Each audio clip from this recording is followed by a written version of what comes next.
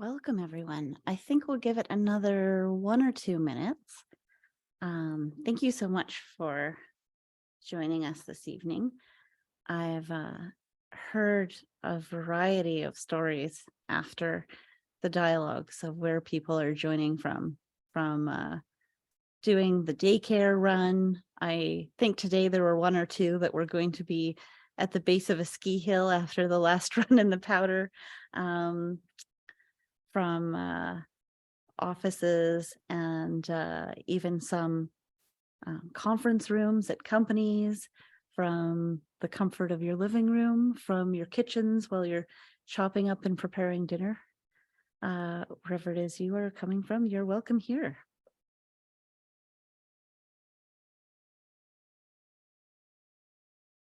While we're waiting those couple minutes, I'll invite you to look at the screen of which of the categories you might fall into.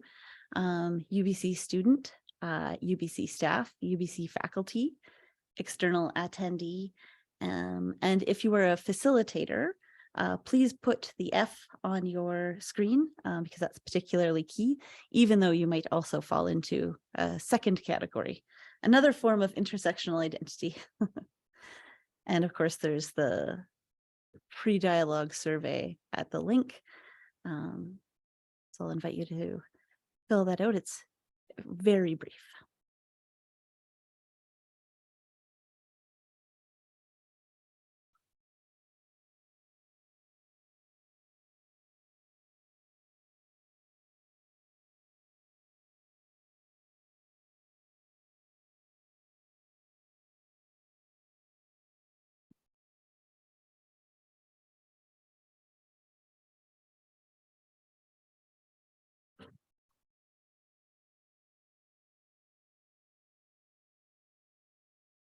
Any questions or difficulties coming up with adding those codes or with filling out the survey?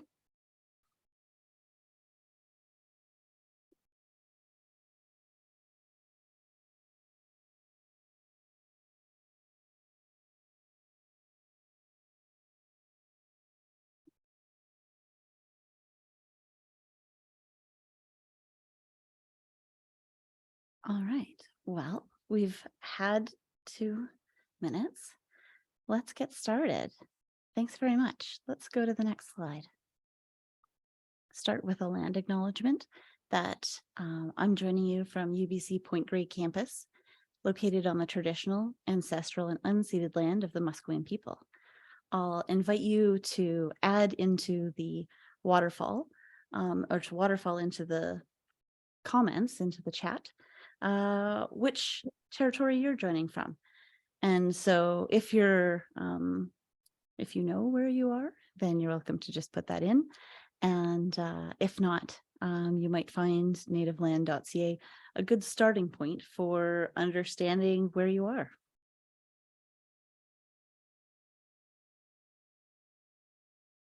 Next slide, please. I am so thrilled this evening that we will be hearing the thoughts and voice of Wanda Rockthunder. She is a PhD student at UBC Okanagan. She is mid-career, and my experience in the times that I have met Wanda is that she is an intriguing combination of that person at every company I've ever worked at who knows where everything is, how to get everything done, and what really actually could be changed about an organization to make it better. She has a really detailed knowledge as a mid-career professional. And I also experience Wanda as a sort of an aunt type figure, an auntie type figure who can tell me in a few minutes enough that I have a better understanding of who I am. And I have never met that combination together in a person.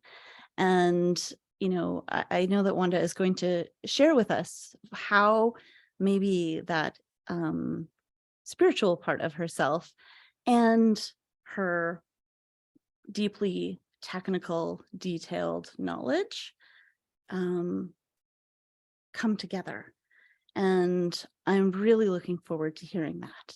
And I want to sort of remind myself as a settler that it's so important that any of us who are settlers are doing the work between these sessions as well. Maybe reflecting on truth and identity that Kyle invited us to deeply dive into in Dialogue 1 of this year.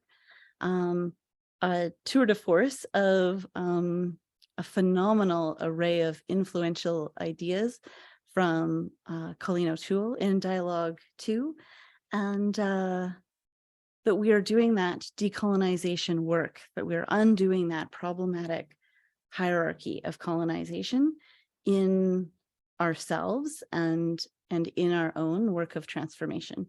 And without further ado, I will hand this over to Danilo Caron. Thank you, Pam. It's my pleasure and privilege to thank and acknowledge Wanda joining us today and contributing to the collective dialogue and learning process that we're all undergoing, and in appreciation and acknowledging her position as a knowledge keeper. Tobacco, which is a tradition in my Ojibwe culture, but also of Wanda's Cree culture. And so Wanda, I thank you for joining us today and for just imparting your knowledge and sharing that with us. Thank you. Shimabutch. Thank you. So I accept your offering of tobacco, and wow, I sound really impressive by Pam. Thank you for that. I'm going to share my screen.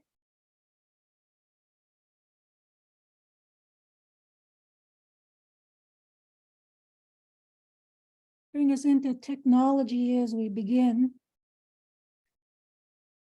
So today's topic is about making a connection. Indigenous ways of knowing and being for sustainability. When I was first brought on to, and I'll be honest, when I first was brought on to this talk, I was voluntold by my cohort that I'm doing my PhD with, and they said, "Oh yeah, talk to Wanda. She's the one to talk to about Indigenous ways of knowing." And so the way that I do things and the way that I present things is I go to spirit and I pray, and I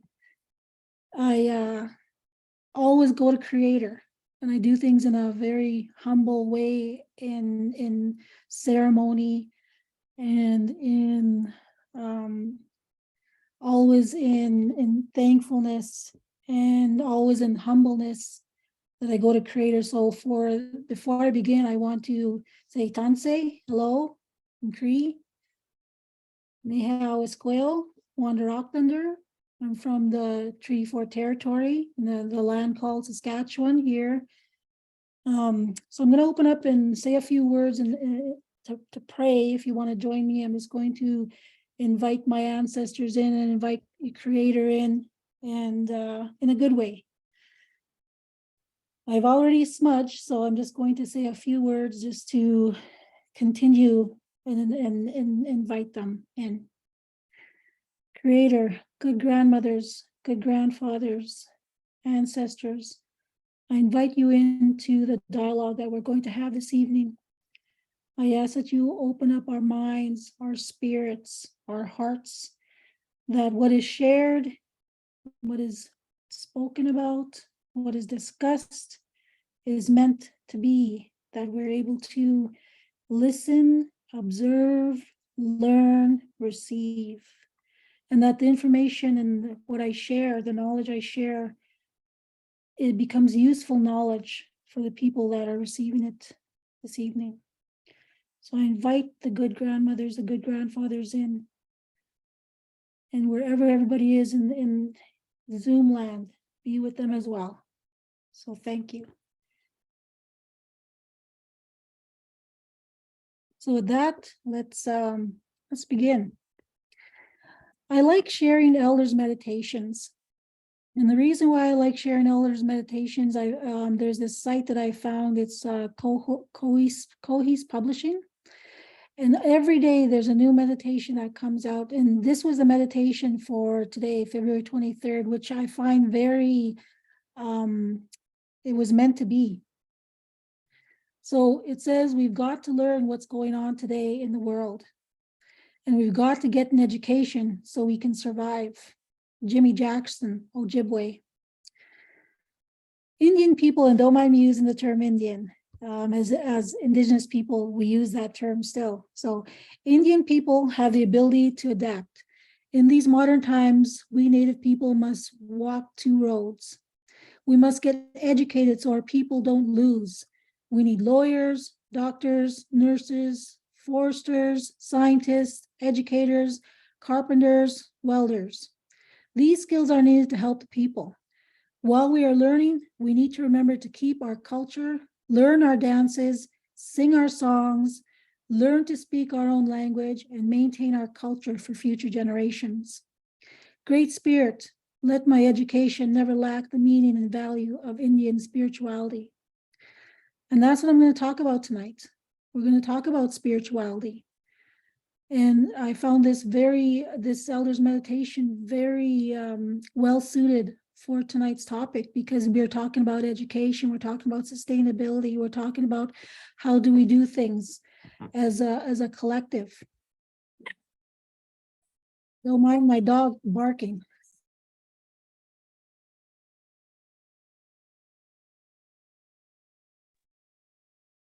So I'm going to talk about sustainability. That's the topic that I'd like to discuss, because when we think about sustainability, people are always, that's the buzzword out there, sustainability, sustainable systems. And yet as Indigenous people, this is how we had lived for a long, long time, many years. So, looking at the definition of what sustainability is, capable of being sustained. This is Merriam-Webster's definition of relating to or being a method of harvesting or using a resource so that the resource is not depleted or permanently damaged. Sustainable techniques, sustainable culture, or relating to a lifestyle involving the use of sustainable methods, a sustainable society. And that's what we look to when we think about sustainability. So I pulled out 4 areas of sustainability, because these 4 areas, because I seen where they were really connected somewhat to Indigenous ways of knowing. So I wanted to connect the 2 worlds together to give some areas of, yes, you see, this has been done before, or in the non-Indigenous world. So how do we connect that? So the 4 areas are diversity, connectedness, interaction, and adaptation. The diversity of sustainability allows for individuality in thought. It allows that we are able to be a diverse people. We are able to have our own individuality in thought. And yet that connectedness that we have balances the excess of individuality. It connects people. And that's what we do as Indigenous people as well. And then there's the interaction, the synergy that connects everybody, that promotes the acceptance, and that it promotes that spirit of connection. Without that interaction, there's no synergy, and there's no growth, and there's no connection with that. And then we have the adaptation, the change, and the mindsets that need to happen. And adaptation is probably one of the most powerful out of the 4. And the reason it's the most powerful is because people need to adapt and change. And that's why that becomes the most powerful.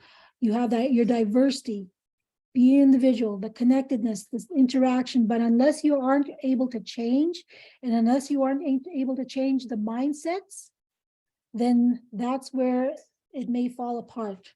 So this is where the 4 areas of sustainability come in.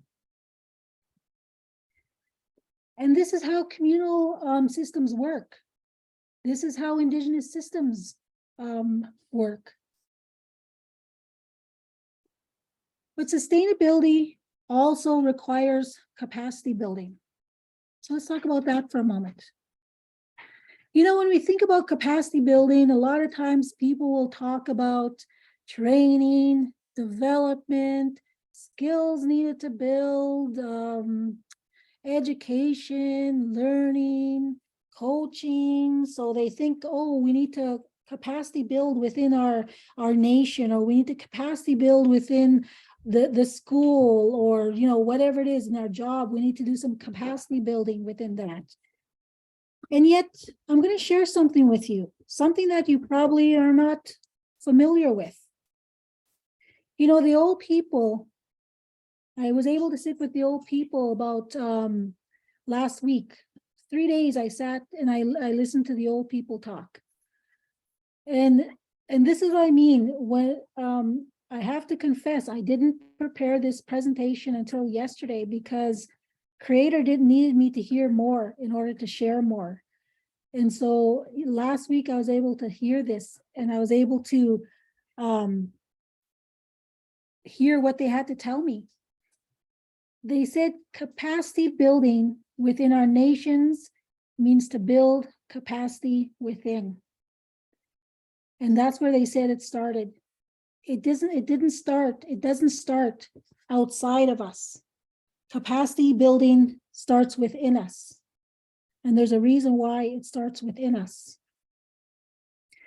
So when we think about what that means, this is what the medicine wheel teachings are about. It's about balance that you have. It's about the spiritual balance. It's about the emotional balance. It's about the mental balance and the physical balance within us. Now, this balance also has to be done outwardly as well. And that's part of that. But we begin inward. So to support a complex system, that capacity is needed. You know, when we think about sustainability, when we think about sustainable systems, these end up being very complex systems. And is this what's missing in today's society? Do we look at inwardly at ourselves, and do we keep that balance inwardly? As Indigenous people, this is the way we did things for a long time, like I said. And yet, do we do that in today's society? You know, we always have we need to rush here. We need to learn that. We need to go over there. We don't have time for prayer. We don't have time to even feel the emotions we need to feel. We don't have time to do meet the physical needs that we need to meet. So we end up being somewhat out of balance. You know, like I said, Indigenous people had complex systems. This is an example of something that I share when I do teachings. You know, this is the traditional life cycle that Indigenous people have in my culture. You know, we have all the way from conception right until old age, back into the spirit world. There was a process that we followed. We had very complex systems, but yet they were sustainable for a millennia, for as long as we can remember.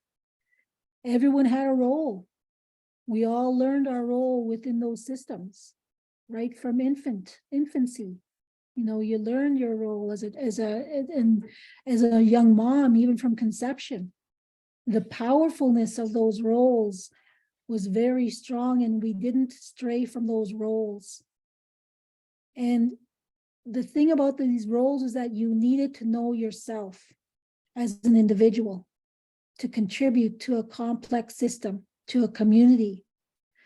And, you know, people try to say, oh, well, Indigenous people are communal and they think about the community, but yet we had to think about and know ourselves first in order to contribute to that community. So these teachings were repetitive. You know, we repeated them until mastery was reached. Because we knew that if there was no balance within our communities, they suffered. We had very strict ways of doing things, very certain ways that we had to do it this way. We had discipline as well. We had laws. We had natural laws. We followed nature in everything that we did. We didn't go and take and take and take. We moved with the land.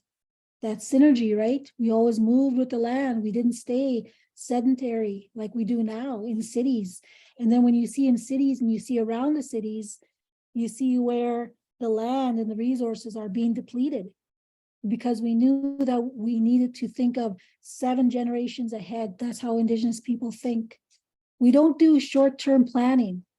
We do long-term planning, 7 generations ahead. We think of our generations that pass and forward. And as Indigenous people, we haven't been, if we were to say 10,000 years, for example, they say we've been on Turtle Island. This is what we call Canada, Turtle Island, for 10,000 years. We know we've been here longer, but studies are saying 10,000 years. 500 years we've had contact with European settlers. That's a small blip within our nations. And in those 5,000 years, that our way of doing things was, they tried to take that away from us, but yet we still have that. And so now it's time to come to Indigenous people to start thinking, how can we do things? Help us do things. When I sat with the elder last week, one of the things that he said was, people are going to come to us as Indigenous people, Indigenous leaders, to help to bring Mother Earth back to where she needs to be. And that's happening. People are interested in what we're doing. And that's important. So we know what happened with the break of this system. When you look at this system right here with Indigenous people and what happened, and it broke, the system was somewhat broken, and we were no longer allowed to practice our ceremonies. We were no longer allowed to learn from our family systems. We weren't allowed to learn our roles. We were put in residential schools. Laws, we were enforced on reservations, those kind of things. People are very familiar with that dialogue, and if they're not, they need to be familiar with that dialogue, because this is what happened to our Indigenous people. And yet, when European settlers came here, they were running from a place that they didn't agree with. A system that treated them poorly, and they didn't want that system any longer. So now when we look at the world today, we see the destruction that's happening in the world, and we need to return back to those systems of how do we change things? How do we make systems sustainable so that we can move forward in the world? So I'm going to give you an example of how do you understand yourself? Because what I'm sharing with you is that in order for you to understand sustainable systems and community, you need to understand yourself first. This is something that I do with my students. I have them do a wellness test on themselves. And if you ever have the opportunity to just kind of take a picture of that or whatever it is, right? It's an exercise on how well am I? And it measures yourself of where you want to be at. Where are you at spiritually? Where do you feel you're at spiritually? From 0 to 10. So in the center, it's 0, and then it goes out to 10 outwards.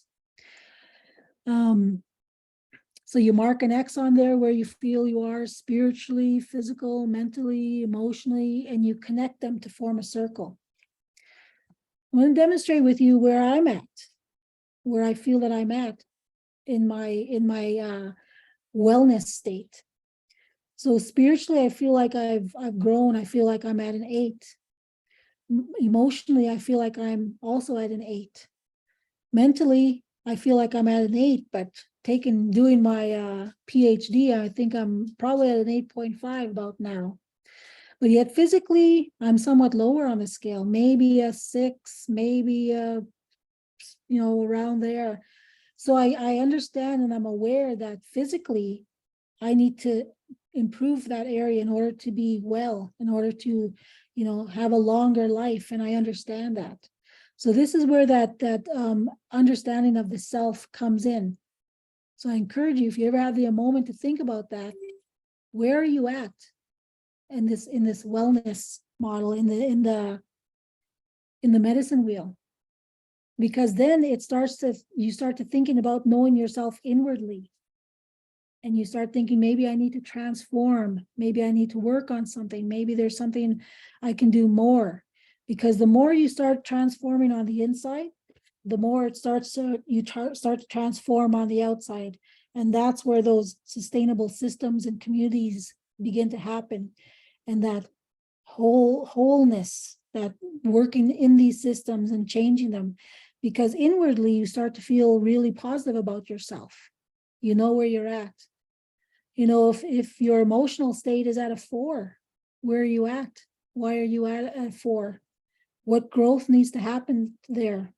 Because too often we're living in a world where people are right out of balance, and they go to work, they hate their job, or they're fighting in their family, or they turn to drugs and alcohol to cope with whatever it is, or any other kind of coping mechanism, whether it's shopping or whatever it may be, eating. And then we find out that we're not in balance. So that inward person needs to be in balance in order for there to be balance on the outward person. Going to share a Cree legend with you about the Wheatigo. Now, the Wheatigo is in Cree, Windigo. It's a Cree and it's an Ojibwe legend. And what this is it's a mind virus. And this mind virus, and how we see this, is it's a selfishness, it's a greed, it's ego-driven, all-consuming, narcissistic behavior, the love of self, no memory of who we are. So in these legends, your minds are overtaken. And if we were to look at society today, and if we were to look at some of the behaviors that society, certain people in society promote, you can recognize the Wheatigo in many people. And it's sad and it's scary, because all of a sudden you stop caring about anybody else but yourself. You start consuming people. You even, I don't want to say consume physically, but all of a sudden that negative energy, that toxic energy starts to seep out. And it becomes a toxic workplace. It becomes a toxic home life. It becomes toxicity with your friends and your family. And too often we see these kind of characters and behaviors in society today, because we didn't take a look at ourselves to see if we're in balance.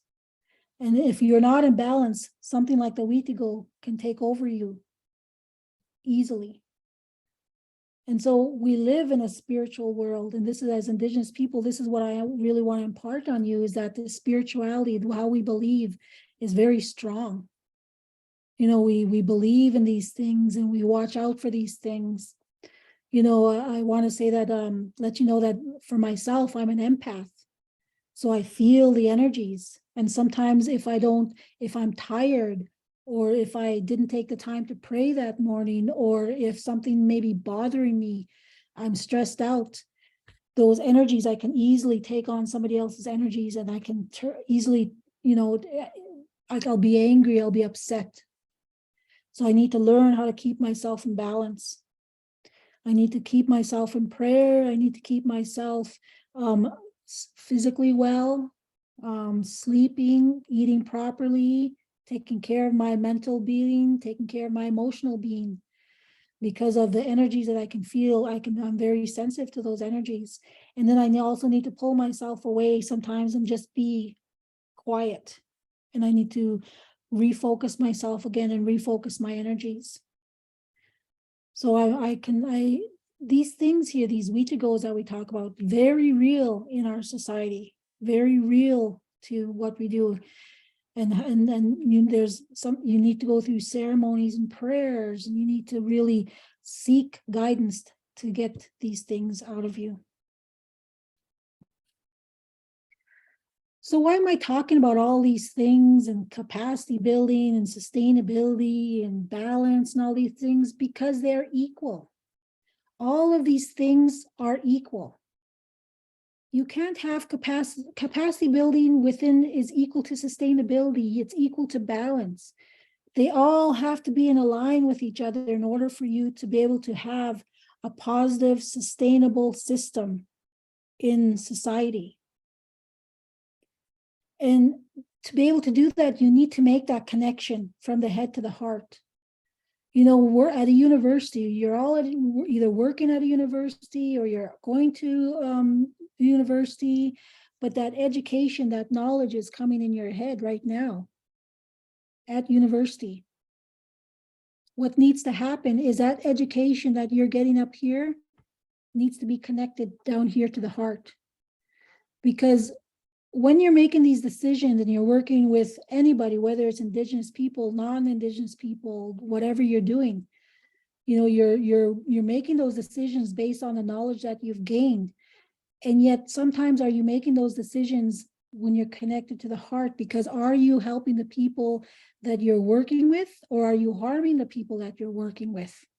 When you connect those things from the head to the heart, that's where you start to, those values and those morals and those ethics start to come into play, and you take them more seriously. And so you look at what you're doing and you start to think, is this right? You know, we have a lot of morals, right and wrong. But when you're wherever you're working right now in your educational system, down the road, you're going to be making those choices and those decisions. So this starts at living creation. You become a co-creator in this system. That human connection helps you to become a co-creator. You know, we're always in creation. People don't realize the synergy that's happening, but we're always in creation. And yet we need to understand that these things don't happen. We'll have the mental knowledge, that book knowledge, maybe the physical knowledge of how to put these things together. But yet do we have the spiritual knowledge and the emotional knowledge and those connections to really get that synergy going and that system working in a good way? So it's not so much about the content of what you're doing, but it's the process of inclusion. When you're working in a system, are you including everybody in that system? Or is it just knowledge that you're putting out there and put this together and that's how it goes together and it's left like that? So the process of how you do things becomes the important piece. So metaphorically speaking, you know, sharing knowledge, thoughts, and ideas, you need to attach a tool to it. An abstract thought needs to have a tool attached to it. And this is how you begin that connection to spirit, because that tangible metaphor, that story you may be telling, that thought you may be having, that emotion that you may be sharing, the spiritual connection that you may be having, attaching it to a story or a metaphor, whatever it is, it gives that creation meaning. So when you're sharing and you're teaching someone, connecting, a personal connection is where all of a sudden you are starting to make that, I get it. I understand what you're saying. So it brings meaning to the teaching. It brings the abstract, the intangible abstract into the tangible. Spirit connection. And all of a sudden you have that connection. It's made. You know, and there's a scientific term for this. This is called haptic cognition. So there is something there that you attach this learning. And that's why lands-based education works so well. You know, that's a Cree word down there. That's insight. That's what you have once you start attaching these things and you start learning this knowledge and you start attaching a tool to this knowledge, that insight comes. So all of a sudden, once you get all these things in your head and you start learning, my knowing starts to happen. The knowing and the understanding of Indigenous knowledge begins to happen.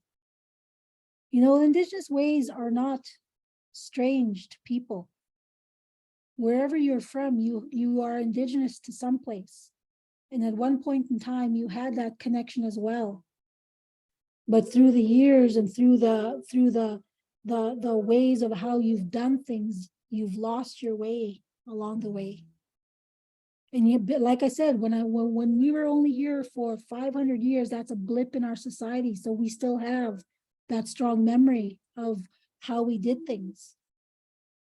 And yet, if you were to search inside yourself and you were to really look, you would find that you also have this way of knowing. So the important thing to remember here is you need to understand yourself. You need to make that connection from the head to the heart, the connection to that spirit. You know, that gut instinct is your spirit telling you something.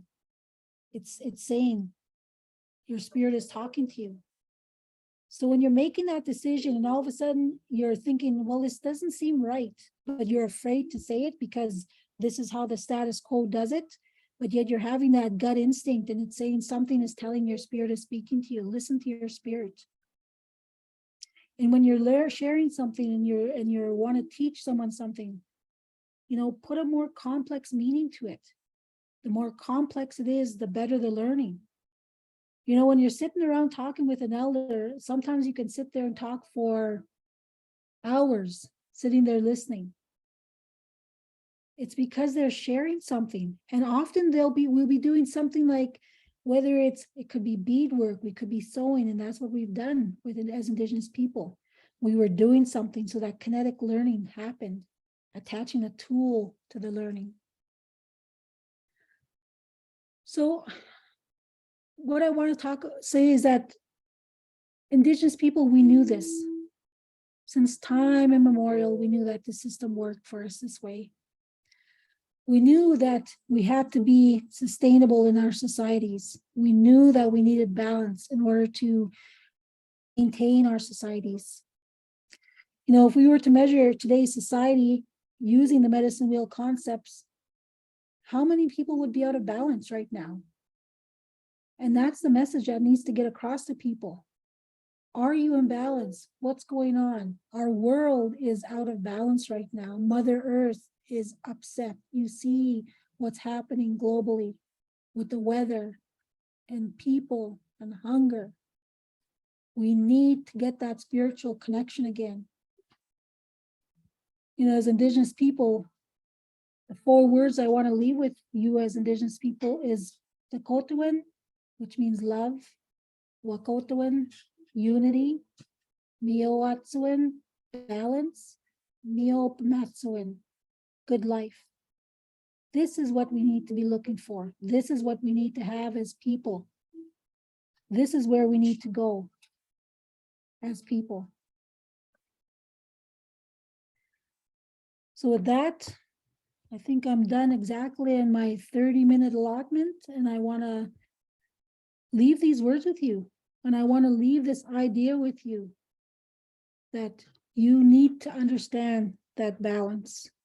In order to have sustainability in this world, you need to understand that balance. That is Indigenous people. This is what we understood, and this is how we lived since time immemorial. So I want to thank you for listening to my story, what I had to share with you. I'll be honest, I was anxious because sharing these kind of things with people sometimes can be hard, because sometimes I feel like I sound like a crazy person because it's not something normally people do and how they are and how they live. But yet I was told last week by a healer, she said, you have a voice, you have truth, and you need to speak it. So there's my truth. Thank you for listening. Thank you very, very much, Wanda. Fantastic. I am so grateful for you joining us this evening and speaking your truth. Please join me in the comments, and if you'd like to be in the video clapping or put up the clapping emoji, whatever is your way to show gratitude to Wanda.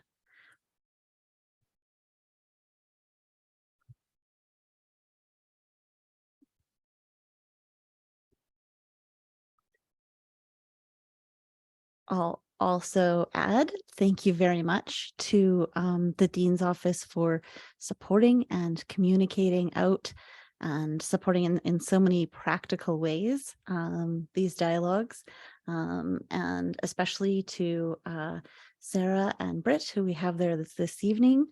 Of course, to Debelina for so much behind the scenes work, and quite relevantly right now to our facilitators.